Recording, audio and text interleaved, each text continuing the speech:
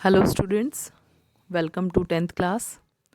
और बच्चों, आज हम अपना ज्योग्राफी का 6th चैप्टर शुरू करने जा रहे हैं। और आपके सामने स्क्रीन पर चैप्टर का नाम भी लिखा हुआ है, देखिए, विनिर्माण उद्योग। ये हमारा 6th चैप्टर है और इस चैप्टर को आज हम शुरू करते हैं। ये हमारी फर्स्ट वीडियो है और इसे आपने ध्यान से समझना है।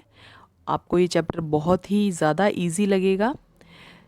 तो चलिए बच्चों, हम शुरू करते हैं अपना चैप्टर। सबसे पहले देखिए, हमारे सामने एक प्रश्न उठता है कि विनिर्माण का अर्थ क्या है। तो देखिए बच्चों, विनिर्माण का अर्थ क्या होता है? कच्चे पदार्थों को मूल्यवान पदार्थों में परिवर्तित कर अधिक मात्रा में वस्तुओं के उत्पादन को विनिर्माण या वस्तु उत्पादन कहते हैं। कच्चे पदार्थों से यहाँ मतलब है, जिस तरह से देखिए, मान लीजिए आपका कोई जैसे फैक्ट्री है जिसके अंदर मशीनों का निर्माण होता है। अब देखिए, मशीनों का निर्माण होता है। मशीनों के निर्माण के लिए हमें सबसे पहले जो है लौह अयस्क चाहिएगा, जो कच्चे माल के रूप में हमें धरती से उपलब्ध होता है। जिस तरह से मान लीजिए, अगर हम बिस्किट की फैक्ट्री लगाते हैं तो बिस्किट की फैक्ट्री के लिए सबसे पहले हमें कच्चे माल के रूप में अनाज की आवश्यकता पड़ेगी। तो ये है कच्चे पदार्थ, यानी कच्चा माल, जिसको हम बहुमूल्य पदार्थों में परिवर्तित कर देते हैं। तो इसे हम विनिर्माण या वस्तु निर्माण कहते हैं। तो भारत में देखिए, भारत में बहुत सारे वस्तुओं के विनिर्माण किए जाते हैं। बहुत सारी ऐसी वस्तुएं हैं जो बनाई जाती हैं। हमारे ऐसे बड़े बड़े उद्योग धंधे हैं जिसमें जो है कच्चे माल से तैयार माल किया जाता है और जिसे बहुत अधिक जो है मूल्यवान बना के और उनके अधिक मूल्य में उसे बेचा जाता है। तो देखिए, उदाहरण मैं आपको बताती हूँ। जिस तरह से देखिए, हमें जो है प्रकृति ने पेड़ दिए हैं और पेड़ों से हमें लकड़ी प्राप्त होती है। अब लकड़ियों से देखिए, लकड़ी से हम पेपर बनाते हैं और भी बहुत सारी चीज़ें बनाते हैं, जैसे फर्नीचर वगैरह बनाते हैं हम लकड़ी से। लकड़ी हमारे बहुत काम आती है। इसके बाद देखिए, जैसे गन्ना है, प्रकृति ने हमें गन्ना दिया है। कृषि से हम गन्ना प्राप्त करते हैं। गन्ने को फिर मिलों में भेज करके, बड़ी बड़ी जो मिल उद्योग हैं उनमें भेज करके उससे चीनी बनाई जाती है। अब देखिए, बॉक्साइट से एल्युमिनियम बनाया जाता है। तो ये देखिए, ये किस तरह से कच्चे माल को हम जो है तैयार माल में कन्वर्ट करके इसको हम इस प्रक्रिया को विनिर्माण जो है प्रक्रिया कहा जाता है। यानी वस्तुओं का निर्माण, यानी कच्चे पदार्थों से हम जो एक नई वस्तु को तैयार करते हैं और उसे फिर हम जो है बाज़ारों में बेच करके उससे जो है अधिक धन कमाते हैं। तो इसके बाद देखिए, द्वितीय क्षेत्र के कार्य में लगे व्यक्ति प्राथमिक क्षेत्र के उत्पाद को तैयार करते हैं।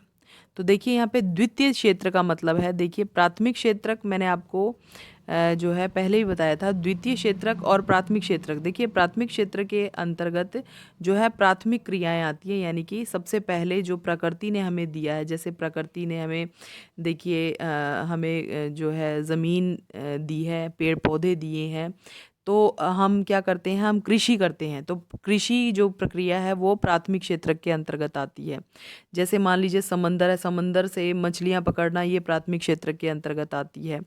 और जिस तरह से जो है हमारी जो खदानें हैं उनसे कोयला खोद करके निकालना, या जो पेट्रोलियम प्रोडक्ट्स हैं वो हम निकालते हैं, ये प्राथमिक जो है क्षेत्र के अंतर्गत आता है। और द्वितीय क्षेत्र के अंतर्गत आता है कि इन कच्चे माल को जो हम उद्योगों में भेज करके और जो इनसे तैयार माल करते हैं, ये द्वितीय क्षेत्र के अंतर्गत आता है। तो देखिए, द्वितीय क्षेत्र के जो कार्य हैं उसमें लगे हुए व्यक्ति प्राथमिक क्षेत्र के उत्पादन को तैयार करते हैं। यानी कि देखिए, जो कृषि है, कृषि से हमें जो कच्चा माल प्राप्त होता है उसी से जो है हम मिलों में भेज करके, और ये द्वितीय क्षेत्र के अंतर्गत आता है। और इससे हम जो है नए नए जो है वस्तुओं को बनाते हैं और इससे जो है उत्पाद तैयार किया जाता है। और फिर तृतीय क्षेत्र के व्यक्ति उन तैयार सामानों को ग्राहकों तक पहुंचाते हैं। देखिए, हमने आपको मैं एक छोटा सा उदाहरण देती हूँ। हमने कृषि की, किसी ज़मीन पर हमने कृषि के माध्यम से गेहूं को उगाया, ये हमारी प्राथमिक क्षेत्र के अंतर्गत आई। गेहूं उगाने के बाद गेहूं कहाँ जाता है, मिलों में जाता है, मिलों में जो है उससे आटा बनाया जाता है पीस करके, और फिर उस आटे से जो है बहुत सारे ऐसे पदार्थ बनते हैं, बहुत सारे ऐसे प्रोडक्ट्स बनते हैं, जैसे ब्रेड बन गया, बिस्किट बन गया। तो ये द्वितीय क्षेत्रक में आ गया, और ये जो है ये किसकी मदद से, मिलों के या जैसे मशीनों की मदद से, या बड़ी बड़ी फैक्ट्रीज़ के अंदर ये काम किया जाता है बहुत बड़े लेवल पे। तो ये द्वितीय क्षेत्रक के अंतर्गत आ गया। अब ये जो प्रोडक्ट है, जो ये उत्पाद है, ये तैयार हो गया, इसके बाद ये अब तृतीय क्षेत्र के व्यक्तियों के पास गया, यानी कि ये अब मार्केट में यानी बाज़ार में जाने के लिए ये सामान, ग्राहकों तक पहुंचने के लिए ये सामान तैयार हो गया। इसे हम तृतीय क्षेत्र में के अंतर्गत लाते हैं। इसके बाद देखिए, एक देश की अधिक उन्नति विनिर्माण जो है, आर्थिक उन्नति जो है विनिर्माण उद्योग के विकास में ही मापी जाती है। देखिए, कृषि से हमें बहुत सारा उत्पाद मिलता है, लेकिन अगर हमें अपने देश को तरक्की, अगर हमें लगता है कि हमें अपने देश की उन्नति करनी है, तो किसी भी देश की उन्नति कब होगी, जब उसकी आर्थिक जो अर्थव्यवस्था है वो मजबूत बनेगी। अर्थव्यवस्था केवल कृषि उत्पादों से ही नहीं होती है। अब देखिए, कृषि उत्पाद से हमें गेहूँ मिल गया, और गेहूँ जो जब फसल कटाई के समय बहुत ज़्यादा मात्रा में गेहूँ मिलता है, उसे केवल घरों में खाने पीने में हम अगर इस्तेमाल करें, तो वो उसकी खपत इतनी नहीं है। अब देखिए, अब बचे हुए जो गेहूँ है, देखिए देश की सरकार क्या करती है, उन गेहूँ को जो है, उन गेहूँ को हमारे जो बड़े बड़े मिल उद्योग हैं उनमें भेजती है, उनसे जो है और अधिक जो है अन्य वस्तुएं बनाई जाती हैं, बहुत सारी जो खास वस्तुएं बनाई जाती हैं। देखिए, रोटी को हम इस्तेमाल करते हैं घर में, अनाज को हम दलिए वगैरह को हम इस्तेमाल करते हैं, ये तो घरेलू खाने के लिए हमने इस्तेमाल कर लिया। लेकिन जो बाकी बचा जो अनाज जो मिलों में जाता है, बड़ी बड़ी फैक्ट्रियों में जाता है, इस अनाज से और भी बहुत सारी बहुमूल्य चीज़ें बनती हैं, खाद्य पदार्थ बनते हैं, जिनसे जो है आमदनी होती है, जिनसे जो है धन कमाया जा सकता है। और अगर इसके बावजूद भी जो है बहुत सारा जो अनाज है वो बच जाता है, जिसे देश की सरकार जो है वो निर्यात के माध्यम से जो है फॉरेन करेंसी यानी कि जो विदेशी मुद्रा है उसको जो है कमाती है, जिससे हमारे देश की आर्थिक व्यवस्था, जो अर्थव्यवस्था है, इसकी उन्नति होती है। तो आप समझ गए होंगे कि एक देश की जो आर्थिक उन्नति किस कारण से कैसे बढ़ सकती है, कैसे विकसित हो सकती है, विनिर्माण उद्योग के माध्यम से। ठीक है, तो चलिए बच्चों, हम अपना आगे नेक्स्ट टॉपिक करते हैं। इसके बाद देखिए, इस अध्याय के अंदर बहुत ही मुख्य जो इम्पोर्टेंट पॉइंट्स हैं, जिसको हम अब इस टॉपिक में डिस्कस करेंगे। तो देखिए, इस अध्याय में हम लोग मुख्य रूप से जो निम्न बिंदु हैं जो नीचे लिखे हुए हैं, हम इन पर चर्चा करेंगे। सबसे पहला पॉइंट है आपका विनिर्माण का महत्व। मतलब विनिर्माण का महत्व क्या है, ये हमारे देश की उन्नति में, हमारे देश की अर्थव्यवस्था को सुधारने में किस तरह से जो है महत्वपूर्ण भूमिका निभाती है, इस टॉपिक के अंदर हम इसको डिस्कस करेंगे।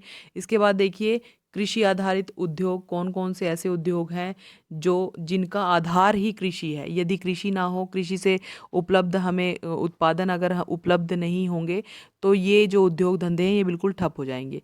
इसके बाद देखिए, अगला जो हमारा पॉइंट है वो है खनिज आधारित उद्योग। ऐसे उद्योग धंधे हैं जो खनिजों पर आधारित होते हैं।